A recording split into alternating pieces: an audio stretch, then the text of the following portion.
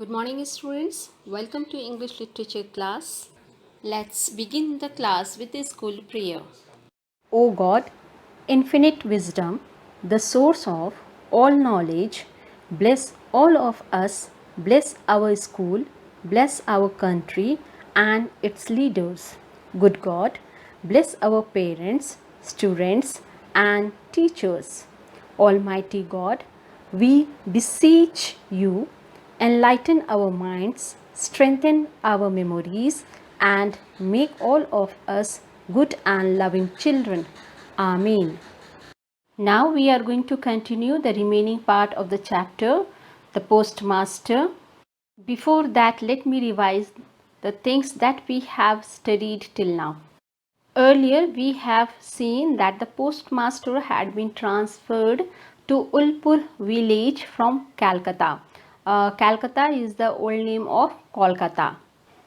This small village, Ulpur, was mostly occupied by the people of indigo factory, that is, the employees of the indigo factory. The postmaster was not skilled enough to mix with those people. He felt uncomfortable among the indigo employees.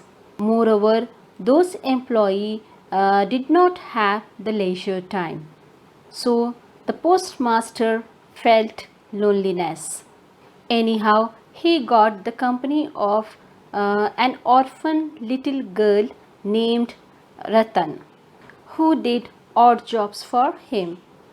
In the evenings, they used to talk to each other and share their memories. Ratan didn't remember much her mother, but she clearly remembers her father. She also remembers how she used to play with her brother with the small twig, believing it as a fishing rod. Very often their conversation would go till it was very late to cook. At that time, Ratan light the fire and toast some bread and share it with the remnants of the morning meal with the postmaster as a supper. We have also seen that sometimes the postmaster also share his mother and sister's memories with Ratan. Ratan alludes his mother and sister as if she had known them all her life. The postmaster also taught Ratan alphabet and Ratan proceeded to the double consonant. But one afternoon the postmaster said in a very plaintive voice that he was not feeling well. He asked Ratan to feel his head, which was very hot. It means that the postmaster is suffering from fever. Now, when he is ailing, that is, he is suffering, he is in need to be looked after. So he remembers the touch on the forehead of soft hands of his mother and sister. Now Ratan stepped into that role. She took the place of his mother and sister and called the village doctor. She gives him medicine at a proper time and very often inquires about his well being. Ratan also cooked gruel for him. When the postmaster was ailing, at that time only he had decided that he should get transferred from this place on account of unhealthiness of the place. So he wrote an application to Calcutta for his transfer. Let's continue the chapter. Relieved from her duties as nurse, Ratan again took up her old place outside the door. But she no longer heard the same old call. She had been reading her lessons over and over again. Her great fear was lest when the call came, she might be found wanting in the double consonants. At last, after a week, the call came One evening, with an overflowing heart, Ratan rushed into the room. Were you calling me, Dada? The postmaster said, I am going away tomorrow, Ratan. In this paragraph, we find Ratan again takes her old place outside the door and waits for the postmaster's call, but this time she does not hear any call from the postmaster.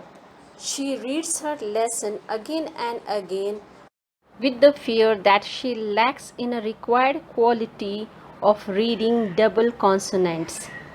Anyhow, after a week, she gets a call one evening and she rushed into the room with overflowing heart. The postmaster calls her only to inform that he is going away from this place tomorrow. When will you come back, Dada? I'm not coming back. Ratan asked no other question. The postmaster, of his own accord, went on to explain that his application for a transfer had been rejected, so he had resigned his post and was going home. For a long time, neither of them spoke another word. When the postmaster had finished his supper, Ratan asked, Dada, will you take me to your home? The postmaster laughed. What an idea, said he, but he did not think it necessary to explain to the girl wherein lay the absurdity. The whole night the postmaster laughter haunted Ratan. In this slide we find that the postmaster tells Ratan that he is not going to come back. He also explains that his application for a transfer was rejected, so he had to resign his post and is going home. For a long time they did not speak even a single word. When the postmaster had finished his supper, Ratan asked him to take her his home. Instead of responding to Ratan, the postmaster laughs at an unreasonable wish of her. The postmaster's laughter worries Ratan the whole night. On getting up in the morning, the postmaster found his bath water ready. After the bath came a call for Ratan. She entered noiselessly and looked silently into her master's face for orders. You need not be anxious about my going away, Ratan.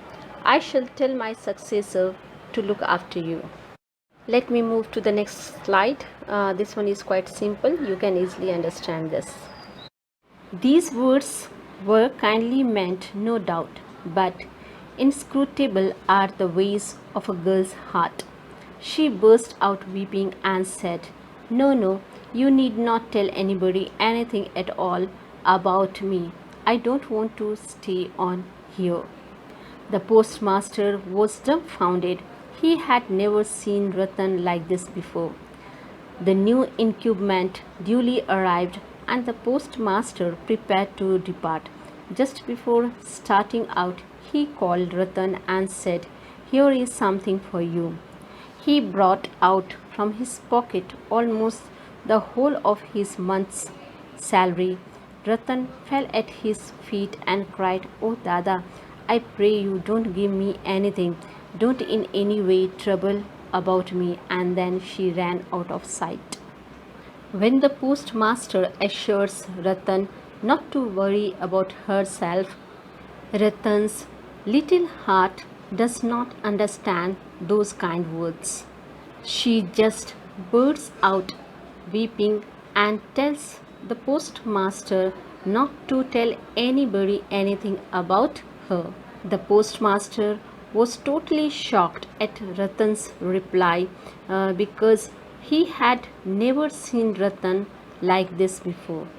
Now the next postmaster is arrived and the postmaster is about to leave the place, and before leaving, he offers his whole month's salary to Ratan.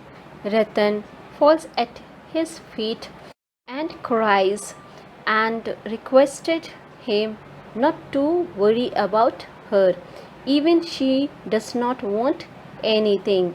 And after saying all these things, she runs out of sight. The postmaster took his belongings and slowly made for the boat. When the boat was underway, his heart ached for Ratan. He kept thinking of the grief stricken face of the village girl.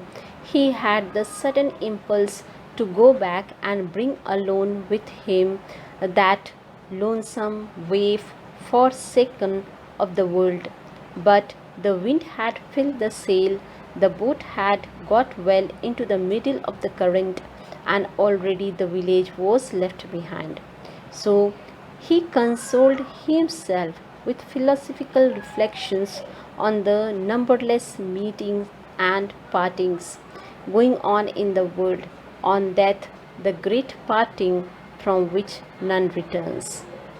In this slide, the postmaster takes all his belongings and slowly goes for the boat. When the boat is progressing, his heart ached for Ratan. That is, he feels pain for Ratan. He starts thinking of the grief stricken face of the village girl, and there is a sudden desire to go back and bring alone that little girl with him, who is lonely, abandoned child in this world. But now it's already too late. The boat had reached into the middle of the current and the village left behind. So he comforts himself thinking about the meetings and the partings that is going on in this world. He thinks that death is a great parting from which no one returns. The last paragraph of the chapter. But Ratan was no philosopher. She wandered about the post office in a flood of tears. Perhaps she still had a lurking hope in some corner of her heart that her Dada would return. Alas, the foolish human nature! It allows false hope to lead it astray, and even after it awakens to the misery of reason, it returns again and again to the same foolishness. In the last paragraph, we find Ratan wanders about the post office, filling her eyes in tears. Though Ratan is not a philosopher, she still waits for her Dada. There is hope in some corner of her heart that her Dada, that is the postmaster, would return. In the end, the author throws light on the foolish nature of a human being. According to him, hope is the reason of misery. I hope you have understood the chapter well. In next video lesson, I am going to start new chapter. Till then, take care and have a nice time.